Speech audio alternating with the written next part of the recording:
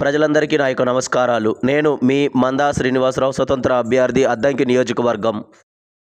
2024 సంవత్సరం మే నెలలో జరిగిన సార్వత్రిక ఎన్నికల్లో నేను స్వతంత్ర అభ్యర్థిగా ఎమ్మెల్యే పదవికి పోటీ చేశాను. మన పూర్వీకులు పొట్టి శ్రీరాములు గారు గుర్తుంది కదా!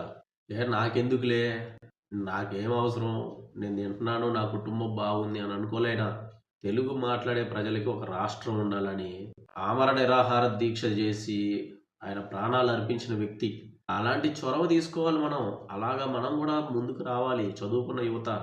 ఆయన ఒకసారి కాదు, 2 సార్లు కాదు, లేకపోతే 1 సంవత్సరం కాదు, 2 సంవత్సరాలు కాదండి. ఆయన జీవితాంతం వరకు పొట్టి శ్రీరాములు గారు తెలుగు ప్రజల కోసం రాష్ట్రం ఉండాలని చెప్పి పోరాడారు. బలంగా పోరాడిన వ్యక్తి. కావాలంటే మీరు చదవండి.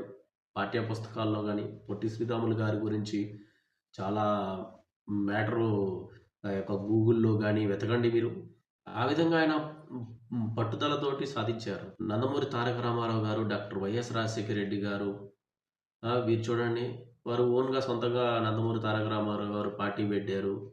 ఆయన పేద ప్రజల కోసం సేవ చేశారు. ఒక కులం, మతం కాకుండా ఆయన ప్రతి పేదవారికి న్యాయం చేశారు. వైఎస్ రాజశేఖర రెడ్డి ఆయన డాక్టర్. ఆయన 108 స్థాపించారు. పేద ప్రజలకు సేవలందించారు. మరి వాటర్‌కి సంబంధించిన త్రాగునీటి సమస్యలకి ఏదైనా ఉంటే పరిష్కారం చేశారు. డ్యాములు కట్టించారు, ట్యాంకులు కట్టించారు. నాణ్యమైన విద్యని అందించారాయన. డాక్టర్ వైఎస్ రాజశేఖర రెడ్డి గారు.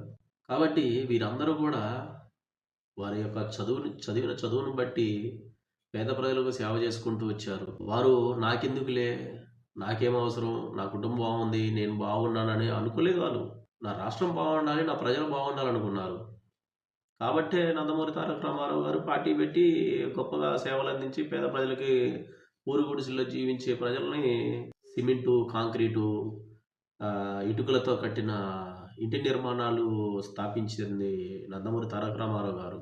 ఆ తర్వాత వైఎస్ రాజశేఖర రెడ్డి గారు కూడా చేశారు. మరి వారు ఇంత దీనస్థితిలో ఉన్న పేద ప్రజలని ఒక స్థానంలో నిలబెట్టింది ఎవరండి? వారు అప్పుడు నీచమైన రాజకీయాలు చేయలేదు వాళ్ళు. వారు నీచమైన రాజకీయాలు చేయలేదు. అభివృద్ధి పరంగా పోరాడారు. అభివృద్ధి చేసుకుంటూ ముందుకు వెళ్ళారు. సమస్యల పట్ల అవగాహన చేసుకున్నారు. ప్రజలతో మమేకమై, ప్రజల మధ్య జీవించుకుంటూ, ప్రజలతో గడిపి, ఆ యొక్క గ్రామాల చుట్టూ తిరిగి వారు ఆ విధంగా చేశారు వాళ్ళు గొప్పగా అభివృద్ధి పనులు.